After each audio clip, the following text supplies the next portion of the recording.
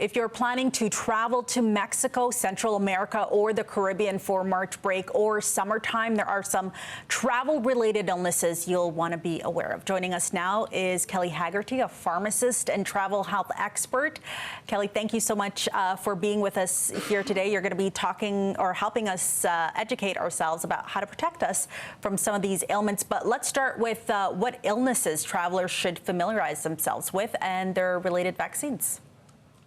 I think as we travel, we always initially start with some basic public health stuff. I'm sure a lot of travelers are familiar right now with the fact that we've got measles outbreaks, we've had whooping cough outbreaks, so we want to make sure those public health vaccines are up to date.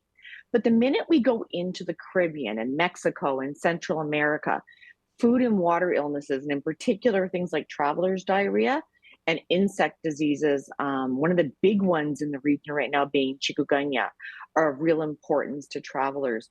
With travelers' diarrhea, a lot of people don't realize that within about 3 days of travel, 98% of travelers will likely consume food and water or food and beverages that are risky. So that could include raw vegetables, fruit, especially fruits that are not peelable. So we like travelers to stick to fruit that have a thicker skin.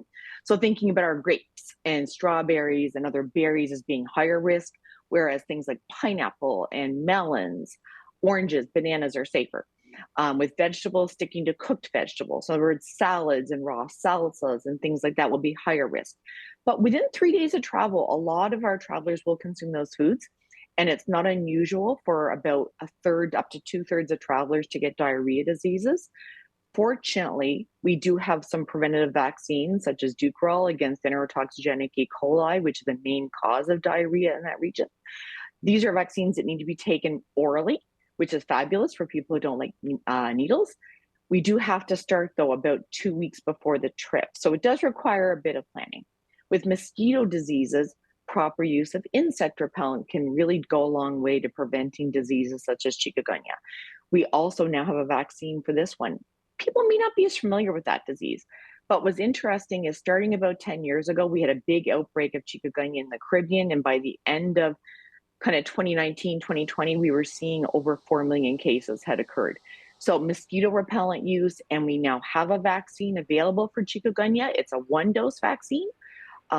It does require you having the product 4 weeks before travel, even as late as 2 weeks, but once again, not a very last minute decision. So seeking out travel health advice a few weeks before travel becomes really important with these mosquito diseases and with our food and water diseases as well. This is such a timely conversation, especially for so many people. They're traveling, it's March break, they're planning their summer plans too. What are some of these illnesses that travelers should get to educate themselves about? In general, I think we start with our public health vaccines. It's really important that when we're traveling, we don't forget about what's happening even here domestically. And I'm sure a lot of your viewers have heard about the measles outbreaks we've been having. We've certainly seen pertussis outbreaks, which is whooping cough in many locations. So keeping up to date with that is going to be really important. I want to talk a little bit about vaccine. So getting that vaccine protection, for some people that might be a way that they want to go. How much ahead of time should you get the shots, and how do you go about scheduling those appointments? It's going to completely depend on which vaccines and products we're talking about. In general, when people are planning travel, we say, you know what? Start with making an appointment with your family physician, talk to your pharmacist, make an appointment with a travel health clinic. In some cases, our nurse practitioners and family physicians may want to refer you to a travel health clinic. And we usually like to see people 4 to 6 weeks before they travel. Now, reaching out when you book travel is important because you can't always call and get an appointment immediately. So we encourage people that when they book their appointments, they're thinking about how far in advance of their trip they're going to be coming in, which ideally is 4 to 6 weeks. But that might mean contacting their healthcare providers or their travel clinic months in advance to find out when they should be coming in. But 4 to 6 weeks is a pretty good guideline. Kelly, let's imagine, you're in a beautiful country, you don't speak the language, but all of a sudden you end up getting sick during your vacation.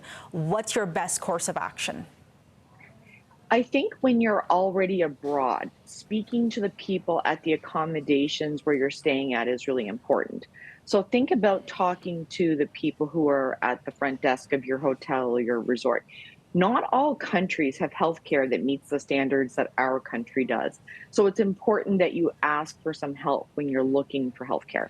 I also like to impress upon people that many of our mosquito borne diseases um, will hit you a week or so after you return home if you were bitten by a mosquito in the last Oh, half of your vacation.